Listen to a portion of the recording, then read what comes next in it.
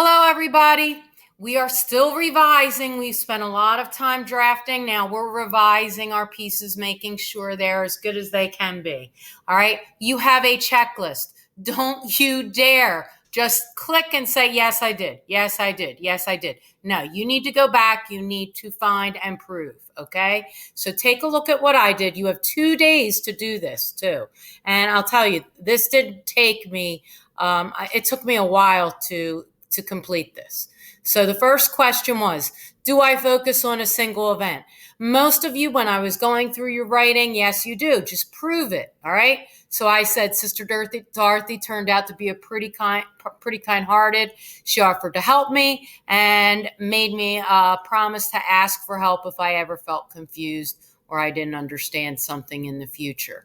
There was nothing wrong with not understanding something. It was only wrong if I continued to cheat myself out of an education. So it was all about this cheating incident. All right.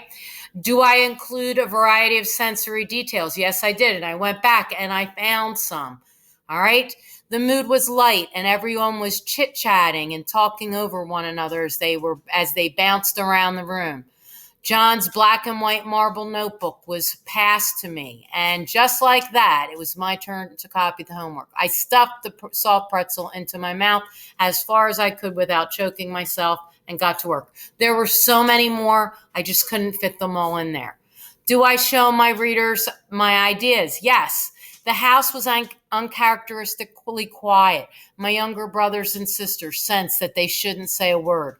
The delicious aroma of dinner, cooking on the stove called to me, but it also made me nauseous at the same time as I lay on my bed. So yes, I'm showing that everybody knew I was in trouble and I knew it too. And I didn't feel good about it. Okay. Did I come right out and say it?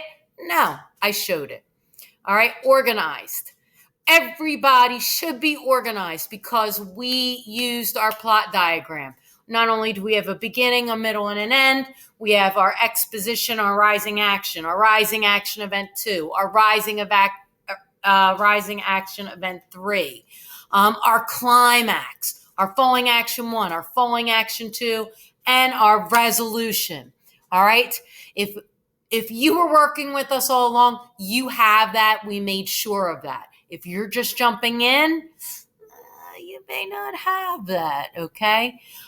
Did I include transition words and phrases? Yes. Some examples in my piece were my first week, by the time after our drive, just like that, before I knew it, as I reached the doorway, and there were many, many more, okay? So you see, I'm not just checking off boxes, am I?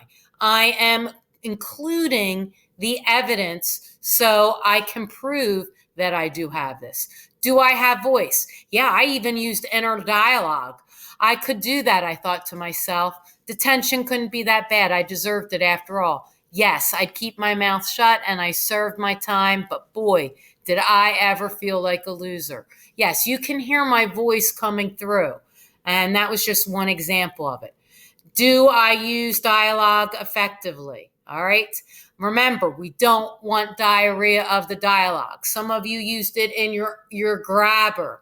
Some of you are using it in your closing. I used it at my climax. Okay. Sister clearly hadn't expected the scene she saw before her. She jumped out of her seat screaming, Mrs. Hoke, stop. If I had known you were going to do this, I never would have called you. All right. That was my dialogue. I only used it in one place. I wanted to make it powerful. Word choice. Have I used word choice to show emotions? Yes, I did. Her face was red and her eyes were bulging out of their sockets. Okay. Hopefully you knew she was mad. I could feel all the blood draining from my face. I was dead meat. My mother was going to kill me. All right. I was scared. I felt like I was in heaven. All right. Evidently, I felt really good at that part. Have I used a variety of sentence lengths and transitions? This part, I had to go back because no, at first I had a lot of complex sentences. and it was complex sentence, complex sentence, complex sentence, or compound sentences. And I needed to shake that up. A lot of you have very simple sentences, simple sentences. You might want to combine some of those because you want the sentence length of in your story not to be not, you don't want the reader to expect every line to be the same.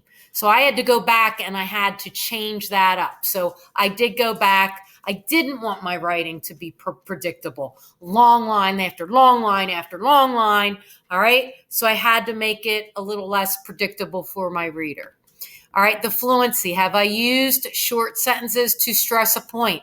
And yes, I just told you I had to go back, but I did have this one, math class. Ugh.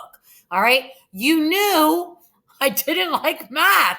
My sentence was short, it was sweet, it got to the point. Have I met the criteria of the assignment? If you've been doing this with us all along, you absolutely should be able to say yes, because our goal was to write a personal narrative about an experience that was emotional and showed a lesson.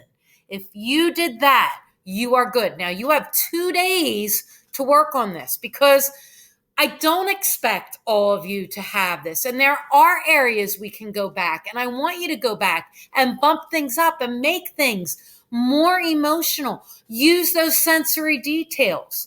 All right.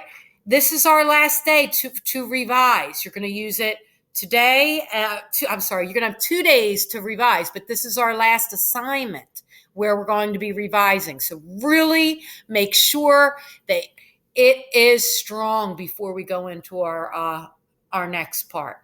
All right. Have a good one. We will be conferencing with Team DD on Friday, so that's why you have 2 days with this. As always, if you have questions, need help, reach out to us. We won't be available on Friday, so if you need help, make sure you're reaching out on Thursday, okay? Thanks a lot, guys. Happy writing. Revise. You've got this.